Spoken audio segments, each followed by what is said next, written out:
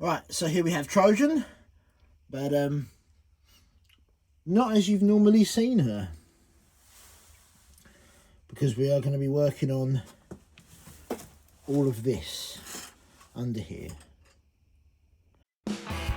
Little blue tank engine, built by a father and son. She's travelled, she's been in Imlek, and now she's worn, dirty, filthy, and time for some loving care to get her running as well as she always did. Time to skim the eccentrics, sharpen up the blast, sort her out, clean her out, polish her up, and get her going as good as the day she was first run. These are the Trojan diaries. Come with us. So the trick today is we just sort out the eccentrics. These are full of slop and wear, so we're going to try and sort them out. So we need to take them out now. These are quite, with the firebox right here, they're awkward to get to. So the only way I've ever managed to do it before is by letting go of the die blocks, which does also mean we can check the die blocks. And for that, we've got this tiny little ratcheting screwdriver that was Dad's, that fits between the expansion links. So using this, with it on, undo, we can then get in there and undo it. Now there is a grub screw in there as well. Right, so let's get a nice close-up shot with the flash on for you. Right, there we go. So you got the tiny little ratchet and screwdriver into the flathead of that special bolt, and I'm about to undo the grub screw. You can see it does fit between, and you can just about wedge your finger in there to hold it in the head normally as well. Anyway, whip that out.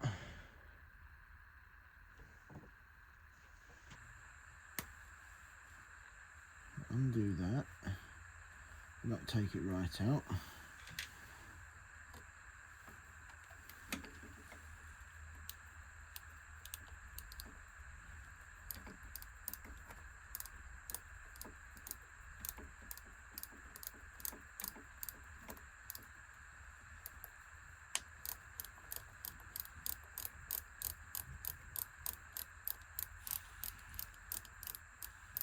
I hope you can see that coming out on its funny angle that the camera's at.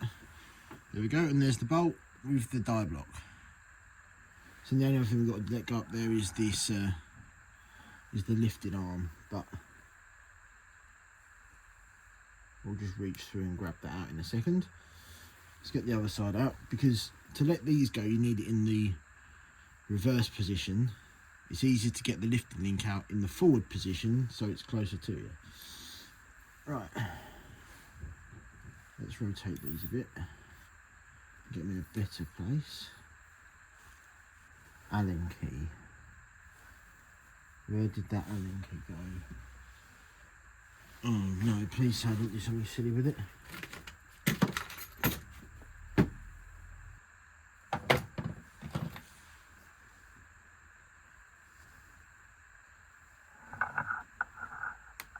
Again, we'll undo that, but not take it right out.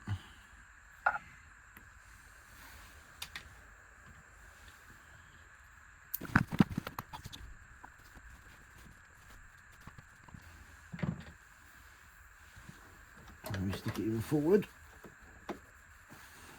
We can now get into there, which again, I will show you.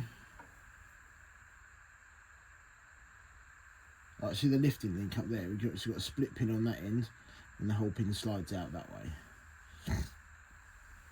So I'll be coming in somewhere with a pair of pliers to hold it still, and a screwdriver or something to let the split pin go. My favourite pair of pliers.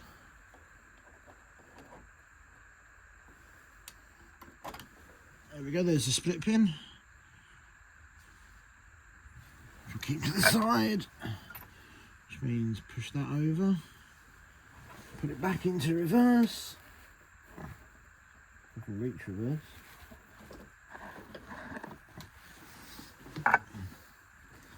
And go in through there. and tease that pin out.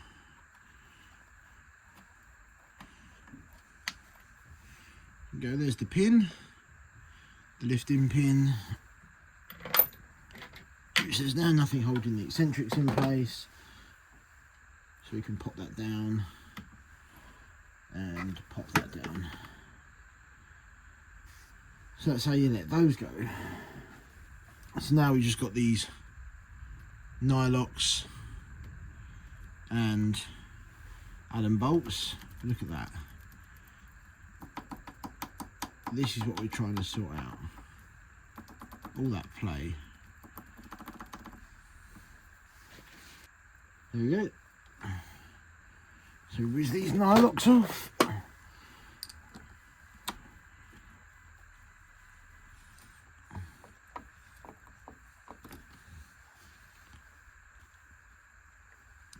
See, they just come off, and we can double check the eccentrics, double check they're locked into the axle still. Have a quick look at these. We can clean these up while we're here. There's a bit of play in some of these, but nothing really to write home about. Here are the collection of parts. So these are what I refer to as the cap halves. The other ones under there. They're what we'll chuck in the mill and skim. Just take a little bit off each side to make them clamp up tight again. So here's the setup that I've used before when I did polys years ago, and then we can check it by putting a bar across it and clocking off that. Obviously not using this to do the clocking, I will be using that to do the cutting, but you can clock it off that, which gives you a reference to those, and these two make it a repeatable setup, which doesn't overly matter, just makes it a damn sight easier, and it gets your ballpark somewhere close.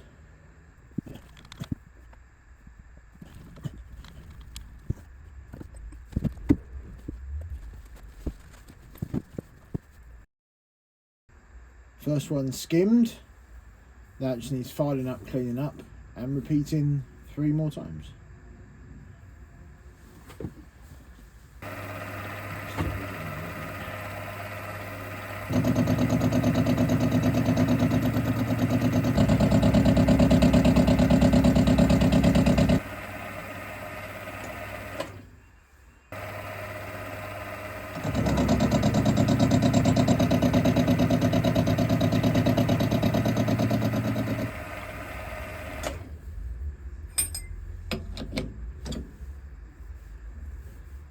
There we go, 4 skimmed and filed clamp halves of the straps. So now if we clean them up, like dirt clean them up, and do the matching halves, we should then be able to put them back on. We've got to make sure we get the right strap in the right place. So that's that side. There we go, like that.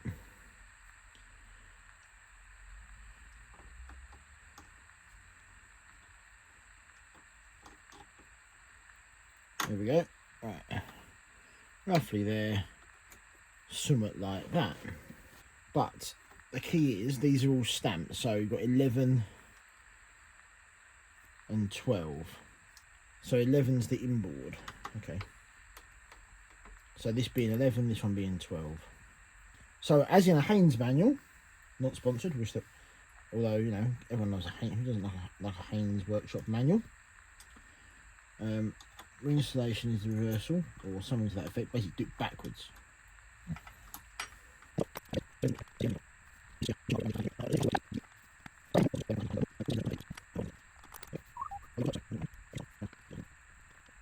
Good. It does look like we've taken enough off the eccentrics, because clamps right pushed together. There's a gap and they rock slightly, which means doing the bolts up will create a bit of a clamping force. I'm going to clamp these, what will be the top ones, up when it's reassembled, so the bottom ones that are accessible from underneath can then be pinched up as it wears. The intro you've already seen. I'm about to film because I forgot. The pro that I am at this. I need to lift it, so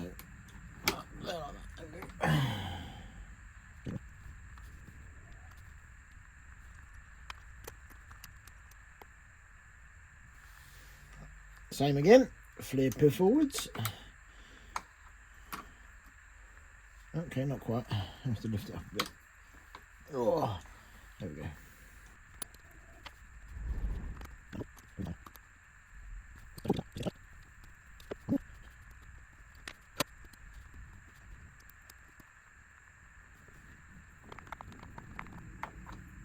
A valid question to be asked is why don't I use the ratchet handle?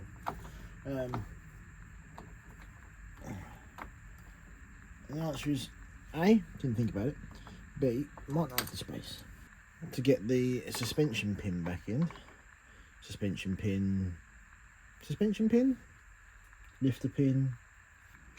There we go. Just need you to push. No, it's these things.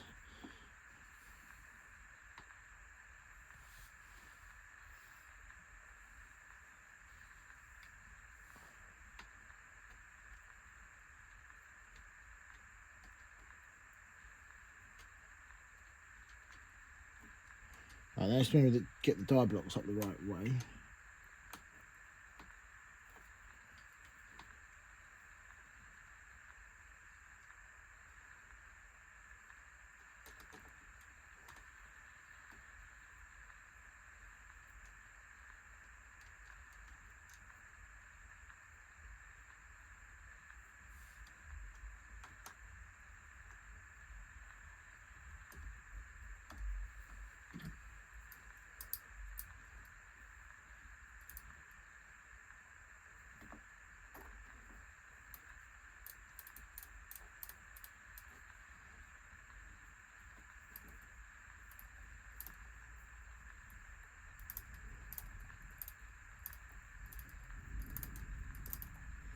I don't know where we found this or where Dad got it from.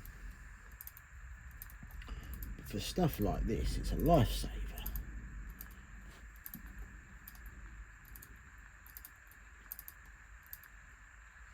Cool. And then where's the little Allen key? There's the little Allen key. So the grub screw up. Just pinches the bolt, stops it working loose. That would have just made it a lot stiffer. But we're not done. No, we're not done. So, all these are still quite loose. So we're going to do them essentially finger tight. Which is hard to tell with a nylock, but we don't want it to pinch because they're already tight.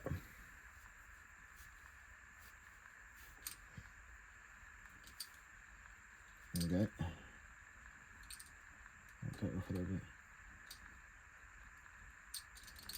So then these basically need to run in again. Next then we move upwards to look at the axle pump, because that is very worn. The O-ring has never been changed. And it does essentially throw most of its water out under here. So it looks like that's been leaking. Not sure about the top one, can't really get to it. But certainly we'll look at, oh hello. Yeah, there's a lot of wear on that. So we'll change the O-ring.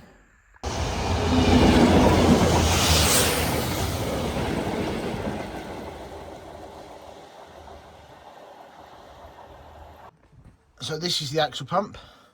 The actual pump body, the bottom and the top feeds in this end, output that end. The pump ram, you see it's not glanded, and then the eccentric. Now, unlike poly, whereas if I pull that pin out, you can get the ram out, on this, you've got to take the eccentric off to get the ram out and pull the pin. There's not enough room between any point on this casting and the ram to get it out of the body. So it's an O-ringed pump, so no gland. So we're going to lose that, take that eccentric off like we did those ones. Pull that pin and pull the ram.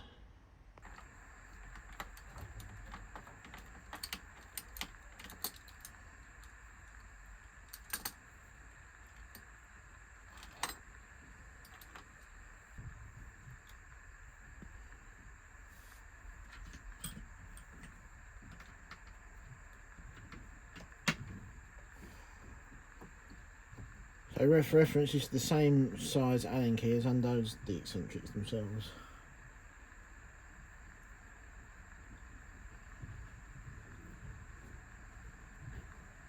I believe they're doubled.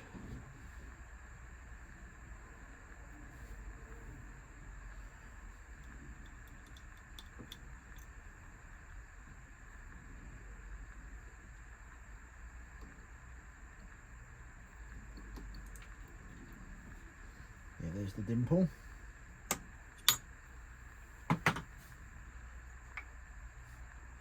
There we go, those O-rings are shot / non-existent. This is the pump ram out, and look at the state of those O-rings. No wonder this is losing water.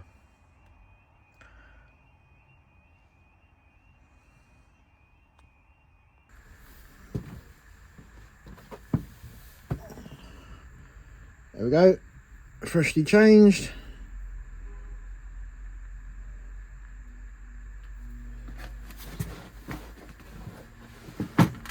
Time to whack it back in.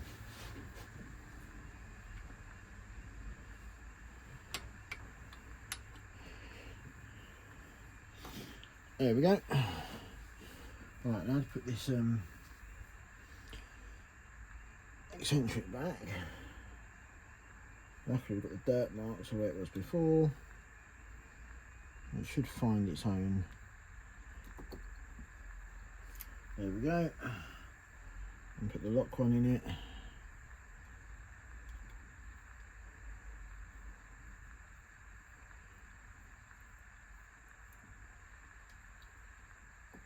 Fantastic. Solid. Okay, for anyone asking, I don't know why the hole's drilled off centre. I don't know if that's just a machining, a cock-up in manufacture, or what it is, but the bearing surface looks pretty clean. The oil hole is clear, so that can just go back in.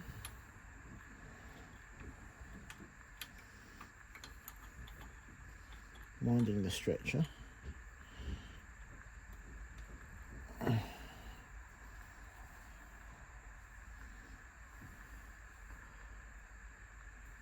don't believe this one's stamped.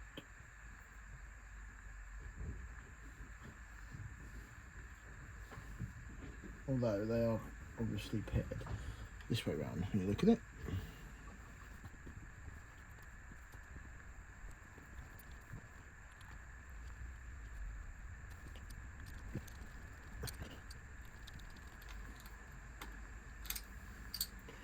Bit of side, so this is, it does have a bit of sideways slop in it, but none in the directions that matter. So we won't need to skim it.